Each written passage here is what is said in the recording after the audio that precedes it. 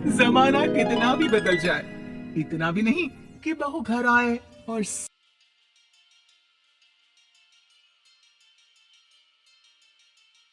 सास गर्भवती दिख जाए।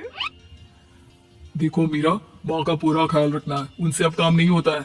क्यों, क्या हो गया? तुम्हारी माँ तो हट्टी कट्टी दिख रही है, पूरी शादी में घोड़ी की तरह नाची है, अब क्यों काम नहीं होता उनसे? वो माँ प्रेग्नेंट है ना, बच्चा होने वाला है। मैं कभी भी भाई बन जाऊंगा इस साल के अंत तक। क्या बोल रहे हो? वो सर पर हाथ रखकर बैठ जाती है। यार पहले क्यों नहीं बताया? कैसा मजाक है ये? झूठ बोल रहे हो ना? हाँ, झूठ बोल रहे हो ना? तभी ससुर की आवाज आती है। बहू, पानी गर्म कर दे, तेरी सास को दवाई देनी है। समय पर दवाई ना दी तो परेशानी हो जाएगी। और हाँ, जरा काजू पीस कर दूध में मिलाकर ले आना। तेरी सास खुद से तो अपनी संभाल करेगी नहीं। हे भगवान, ये मैं क्या सुन रही हूँ? ये ससुर जी को क्या हो गया है? मैं क्या सोच कर आई थी? हाय रे, मैं तो किसी को मुंह भी नहीं दिखा पाऊंगी।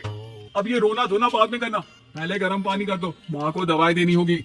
और हाँ, रात को माँ के पैरों में तेल लगा देना। बहू को गुस्सा आ जाता है, वो बड़बड़ करती किचन में जाती है जहाँ उसका ससुर खड़ा होता है। एक बड़ी जिम्मेदारी है हम सबके सर ऊपर। इस उम्र में माँ बनना खतरे से खाली नहीं होता। हाँ हाँ पता है, तो क्यों बन गई माँ?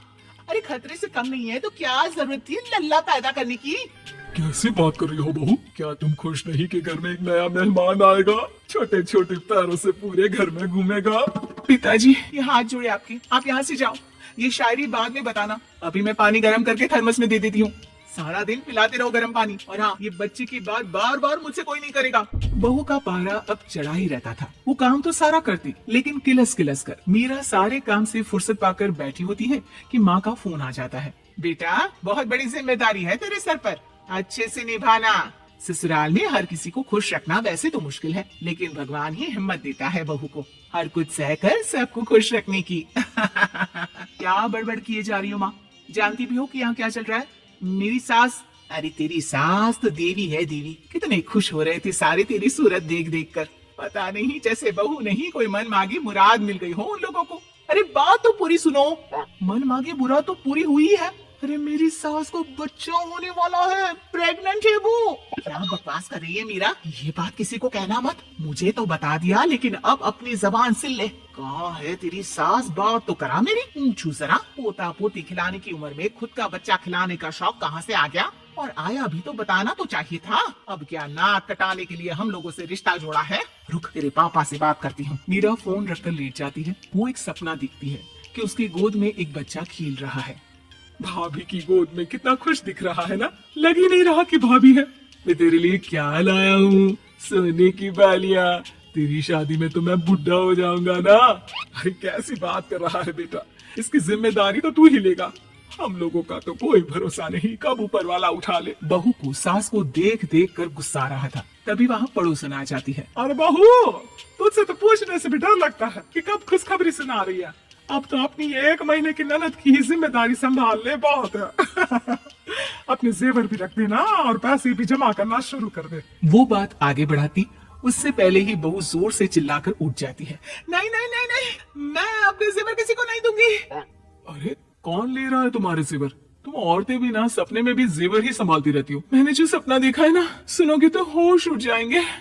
अच्छा, तुम अपना सपना बाद में बताना, पहले मेरा सुनो। कल मैंने इतना अच्छा सपना देखा, इतना अच्छा सपना देखा कि अगर वो पूरा हो जाता है ना तो मैं तुम्हारे लिए रानी हार बनवा दूंगा। बहू अब सारे गम भूलकर पति का सपना सुनने में लग जाती है। अरे क्या सपना था, बताइए ना। बोलिए भी तो, क्या सपना है? मैं पूरा कर दूंगी अगर बात रानी हार की है तो। बोलिए बोलिए। मैंने रात को सपना देखा कि माँ को बेटी हुई है और मुझे बहन। सच्ची, इस घर में बेटी हो जाए तो मैं तो झूम ही उठूं। मीरा का मुंह बन जाता है, वो चुप हो जाती है और सपने की बात याद करती है कि बेटी हुई तो उसे ही अपने गहने उसे देने होंगे। फिर तो रानी हार की जरूरत पड़ेगी ही। भाई लड़की बड़ी होगी, उसकी शादी होगी तो जेवर तो चढ़ाने ही होंगे ना, कहाँ से आएंगे वो? कितने समझदार हो तुम मीरा। मैंने भी यही सोचकर तुम्हारे लिए रानी हार लेने का सोचा था। अरे फूटी किस्मत मेरी जो ऐसा परिवार मिला। मेरे पापा की तो मैं अभी क्लास लगाती हूँ, जो सब जानते हुए भी ऐसे परिवार में मेरी शादी कर दी। बहू पिता को फोन लगाने ही वाली होती है कि ससुर की फिर से आवाज आती है। बहू, गरम पानी ले आ जल्दी, थर्मस में खत्म हो गया है। बाद में खबर लेती हूँ मैं पापा की, पहले सास को गर्म पानी दिया हूँ। बहू अभी किचन में काम कर ही रही थी कि मीरा के मम्मी पापा आ जाते हैं। वो हाथ में ढेर सारे फल लेकर आते हैं। मीरा के पिता मीरा के ससुर से कहते हैं, लीजिए भाई साहब, ये फल रखिए, बहन जी को खिला दीजिएगा। वैसे कैसी है उनकी तबीयत? बस पता तो है आपको, ऐसे वक्त में जो होता है बस वही सब। मुझे तो सुनकर बहुत गुस्सा आया था, लेकिन चलिए, भाग्य में जो है लिखा उसे कौन टाल सकता है। डॉक्टर को दिखाए? हाँ हाँ, बस डॉक्टर आने ही वाला है।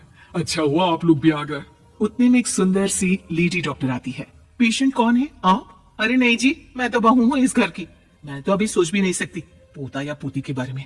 अभी तो मेरी सास ही। अरे चुप हो जाना, देख तो ले, डॉक्टर है ये, किसी के भी सामने गुस्सा फोड़ देती है। डॉक्टर कमरे में जाती है और थोड़ी देर बाद बाहर आ जाती है। पीछे से सास भी निकल आती है। हे भगवान, इतना दुख तो किसी को भी ना दे जितना मुझे दिया है। देखिए बहन जी, आप लोगों को तो ये सोचना भी नहीं चाहिए था। वही तो मैं भी कह रही थी कि आप लोगों के लिए तो सोचना भी गुनाह है, लेकिन अब पछताई होत क्या जब चिड़िया चुग गई खेत। डॉक्टर वहाँ से चली जाती है। मैं माँ नहीं बन सकती, मैं प्रेग्नेंट भी नहीं हूँ। ये कैसे? तुम तो बोल रही थी कि अरे वो गैस का दर्द था और पेट भी गैस से फूल रहा था। डॉक्टर ने चूर्ण दे दिया है, गर्म पानी से फाँकना है। हाँ? मैं अभी लाती हूँ गर्म पानी। अरे मैं तो घिसर ही लगा देती हूँ। खुशी के मारे पागल ना हो जाओ।